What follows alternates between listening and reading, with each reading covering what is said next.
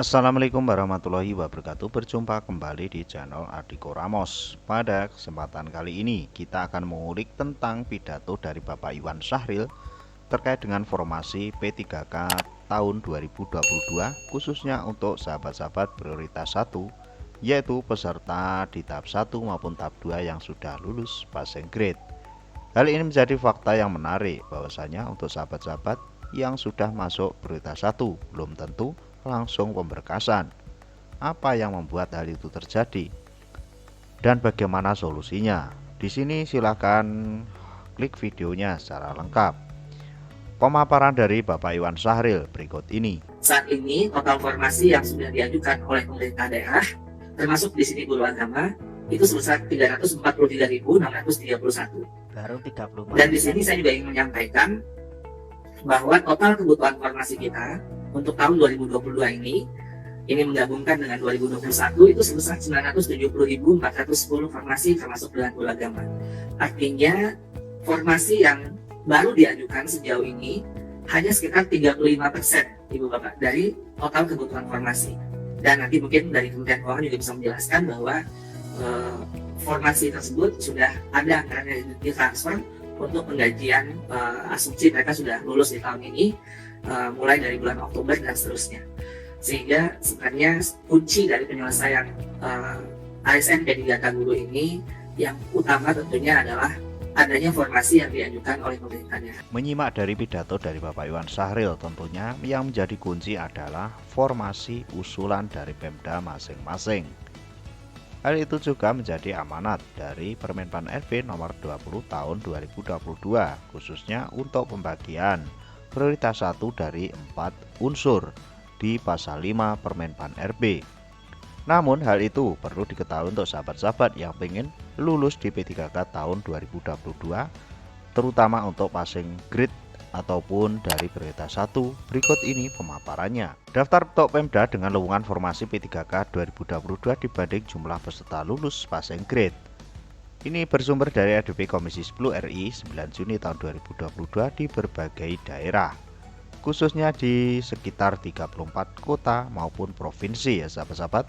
Untuk detail per kabupaten belum ada secara real maupun yang terbaru.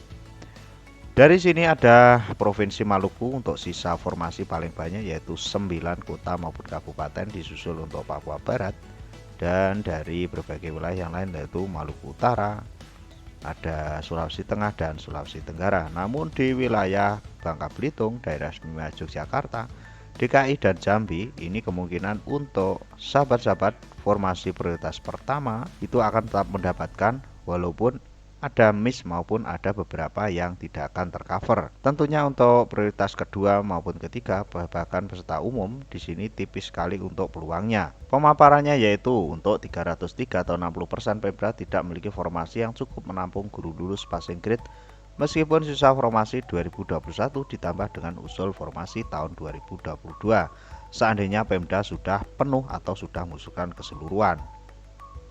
Ada juga bahwasanya untuk kondisi aman 203 Pemda 40%, yaitu 20.109 guru dinyatakan aman. Seperti itu ya sahabat-sahabat. Namun kenyataannya 60% itu tidak aman atau kondisi dalam keadaan tidak aman ataupun tidak akan kebagian formasi.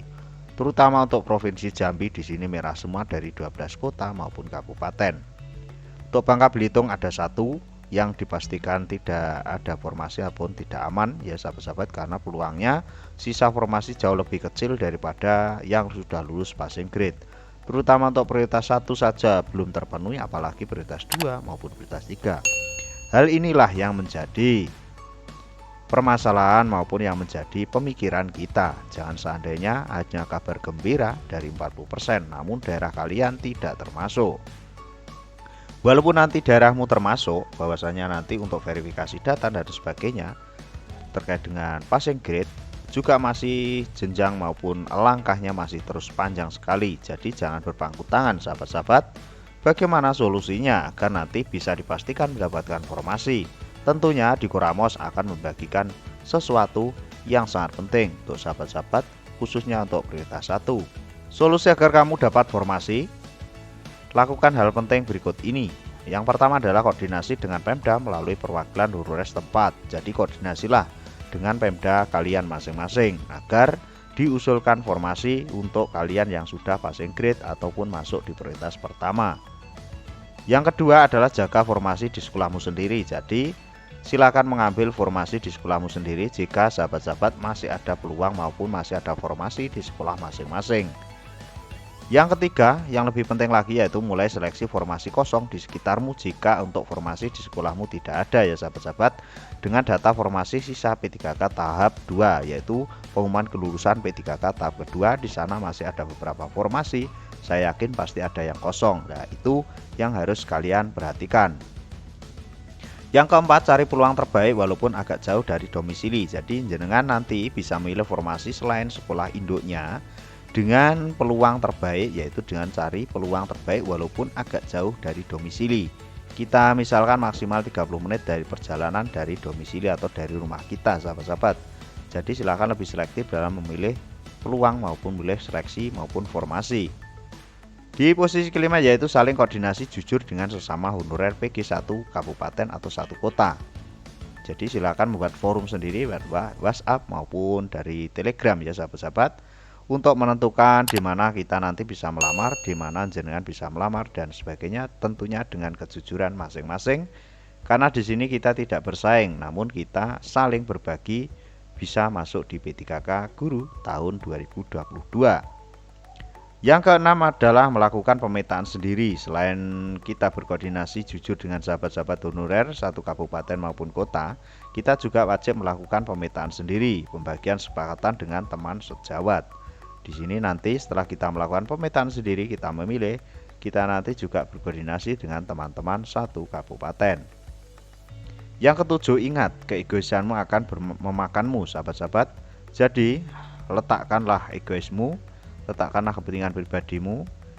Kita sama-sama berjuang untuk mendapatkan kesejahteraan melalui P3K.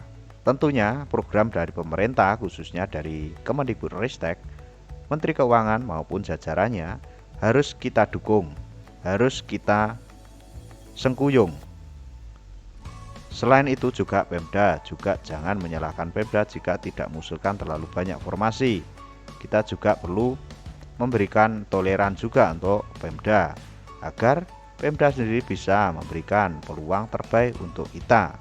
Tentunya hal ini menjadi pemikiran yang lebih penting daripada sekedar kita menuntut formasi banyak, namun ujung-ujungnya Pemda sendiri tidak bisa menggaji maupun nanti terdelay terlalu lama dalam penetapan NIP, pembagian maupun penyerahan SK. Mari kita dukung program pemerintah dalam 1 juta formasi P3K.